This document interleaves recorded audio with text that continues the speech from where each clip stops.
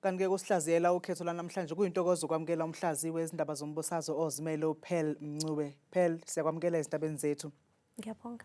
Ngabe lihambe kanjani ukhetho lwanamhlanje ngokubona kwakho nokuthi abantu baseqoboqobo omunye angathi indlela yokuzwakalisa ilaka labo ukuthi bagodle ivoti, kodwa ngabe kuyinto elungile ukuthi bagodle ivoti ngesikhathi sokhetho?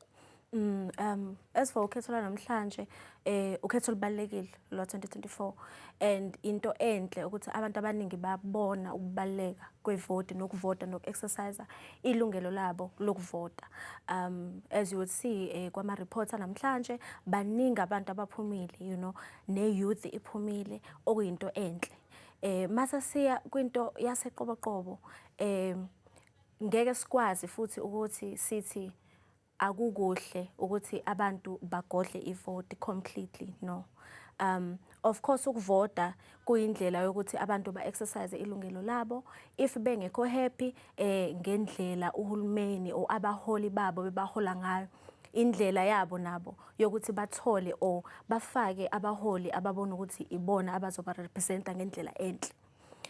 At the same time futhi it shows ukuthi uhulumeni obaholayo ubafailile in a way.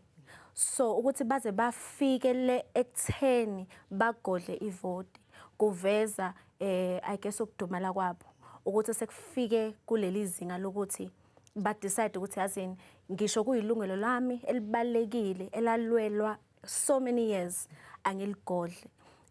It's unfortunate kodwa futhi at the same time ngoba ngokuvota bekungaba indlela yabo nabo ukuthi bayimele bathole or bavotele abaholi or iqembu ebezobasiza, but it also shows ukuthi uhulumeni obafelile abantu and ngokuqhubeka going forward kuzobaleka ukuthi uhulumeni angabaziba abantu nezikhalazo zabo, kube nendlela yokuthi even though ngeke phela njalo ube nendlela yokuthi ukhulume nawo wonke umuntu njalo ngesikhathi esisodwa, but at least ube nama system ukuthi ukwazi ukuhambela abantu bakwazi nabo ukukhalaza, bazi futhi ukuthi izikhalazo zabo uzwile nokuthi usuzobahambela ngendlela efanele.